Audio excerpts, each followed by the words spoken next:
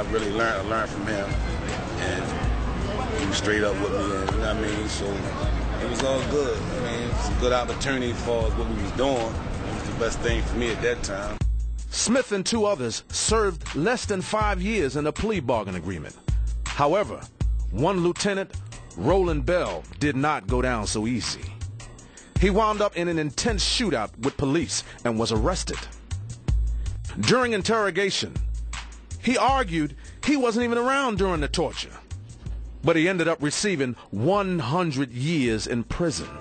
And as for Barksdale? Avon Barksdale, based on your plea agreement, I sentence you to 15 years in prison.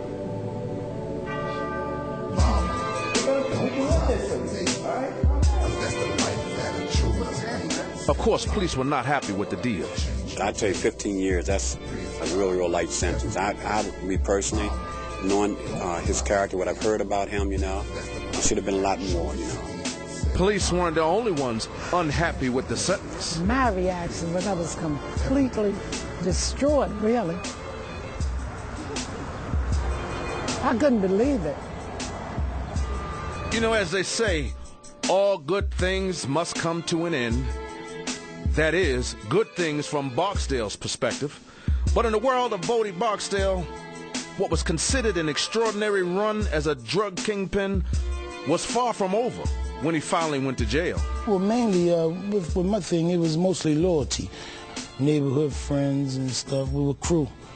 We were in the same gang as, you know, children and stuff, so we had pretty good solidarity. But the way I mostly was able to keep my thing in check is that nobody snitched, nobody told. And that went down the street legend, like, you know. You get with them boys, they think it's correct, they think tight, you know. And nobody snitched, so, you know, we were the team people wanted to be on, you know, whether we was inside or out. Even with loyal associates sprinkled throughout the prison, Barksdale still found himself in a fierce struggle. It evolved into less about drug territory and into more about survival in the prison, because there were plenty in prison even more notorious than Barksdale. It was intense, but, I mean, you know, Baltimore always won because it was our joint. This was a Maryland penal system. I got a case for killing a D.C. guy in the joint. Bodie's cellmate at one time was Aaron Rashid. Now out of jail, he met us at Umar's boxing gym in West Baltimore, and he gives candid and unique insight into how Barksdale operated in prison. On the street, and I've known Bodie probably 30 years, and me and Bodie are good. On the street and in the joint, no problems, never had no altercations. If we disagreed, you know what I mean, it wasn't one of those things where we fell out. I ain't never owed him no money, thank God. But in the joint, Bodie plays a different game with the control thing. He's more deceptive in how he deals with people. He deals with them with a lot of humor and joking to throw them off. And his level of control, he does it with mass manipulation, meaning he plays on people's intelligence to a degree where he gets them to do the little things he needs them to do. But if he feels that you have infringed upon him or trying to take advantage of him because of his handicap, you got a major problem. It's easy in some ways because, you know, I got pussy, I got drugs, I got people, you know, I still was controlling things from the joint, but it was hard because my daughter would see me, and she was graduating from the 6th grade. The next time I would see her, you know, she's graduating high school, you know? Whether you believe him or not, as the months and years passed and Barksdale's power eroded on the streets, his focus also started changing to what he would do once out of prison. After all, drug dealing wasn't his only business. I was doing a real estate thing, my family business. A lot of houses and stuff. That's the business you're talking about, right, man? Huh? That's what I'm talking about, yeah. Okay, yeah. Unless you want to tell me some more other than that. Oh, no. Well, no. Well, that's where I really got my, what you call it, epiphany. That's where I got my epiphany. You like that word, right? Yeah, I like that. I just learned that. That's where I got my epiphany at, man. You know, I had a Martin Luther King moment, man. You know, I didn't want to hurt nobody else, and you know, shouting things didn't mean that much to me no more. But your operation was still in full bloom when you was incarcerated, right? Yeah, well, I was still strong.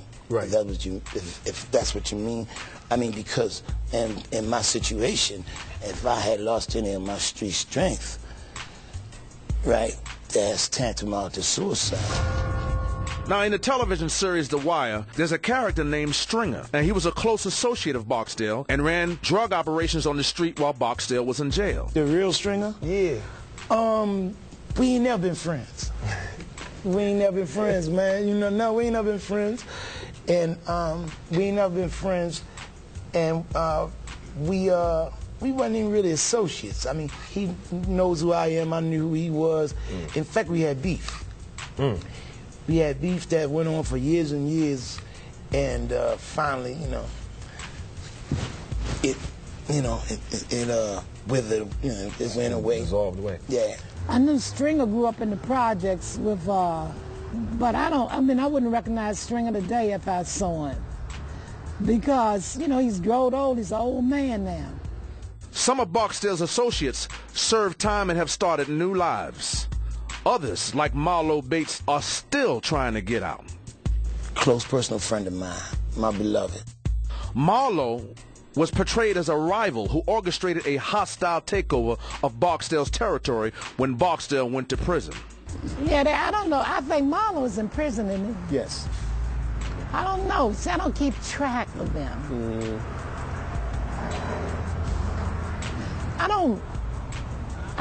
We just don't have nothing in common.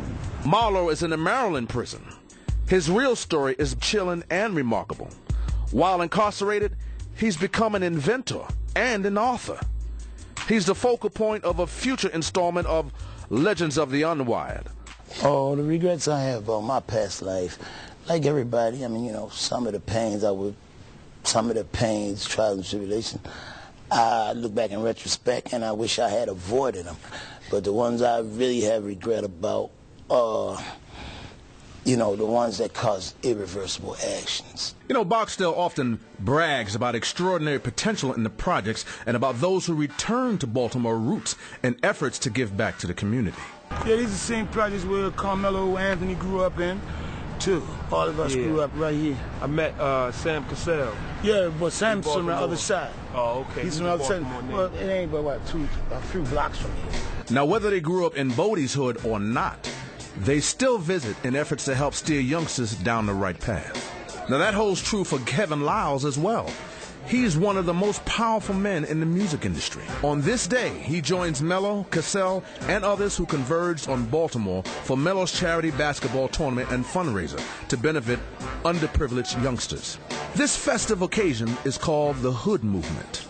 Hood stands for Holding Our Own Destiny, and it promotes peace, responsibility, and empowerment. Church Community Basketball League. We're trying to get all the brothers to get brothers off the street. Barksdale buys into programs encouraging others to choose a path much different than the one he chose. However, admittedly, he is flattered by a contingent of admirers who recognize